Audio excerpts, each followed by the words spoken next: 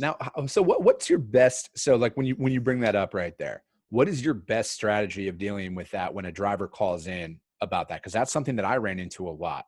The appointment time everybody knew was 9 a.m. The driver showed up at 6 and Mhm. they expected to get offloaded right away.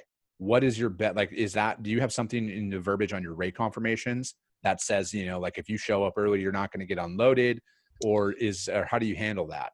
Yeah, I mean, it's really about just setting an upfront contract, right? Hmm. You want to just lay out all the details of the load ahead of time. I mean, if you try hiding things and tell him, yeah, the appointment's like it is at 9 o'clock, but if you show up early, there's a good likelihood you'll get worked in. I mean, then if he doesn't get worked in, then you've opened yourself up for a problem, right? And True. that's in my experience where most of the problems arise, right? You need the load covered. It's a 9 o'clock appointment. He doesn't want to wait till 9, but someone tells him, yeah, man, like we deliver here a lot. There's a pretty good likelihood you'll get worked in at 6. That's asking for trouble.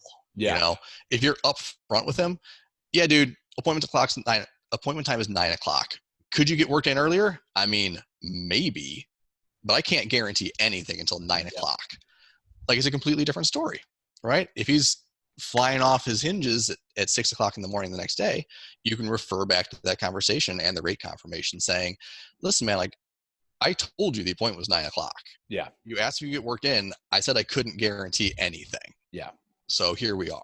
Yeah. Never, ever put that in writing when it comes down to if the appointment time's at 9 a.m., never put in writing that, there's a possibility you could get offloaded or anything Yeah. early. Like you have to stick to that gun. And it is exactly what you said right there. That's how you handle those situations where when you're in the process of selling the load, you never, and you need to train your carrier sales staff or whoever is covering your freight on what to say in those situations, because every single time you slip up, that is used against you and it will be continue to be used against you. So, I mean, it's so valuable that piece of information you said right there is never, even if there is a possibility, I don't even care if the truck that yesterday got offloaded early. Do not tell them that. It is the appointment's at 9 a.m. Can you show up early? Yes. Will you get offloaded? I cannot guarantee anything except for the fact that your appointment's at 9 a.m. and leave it at that. Yeah.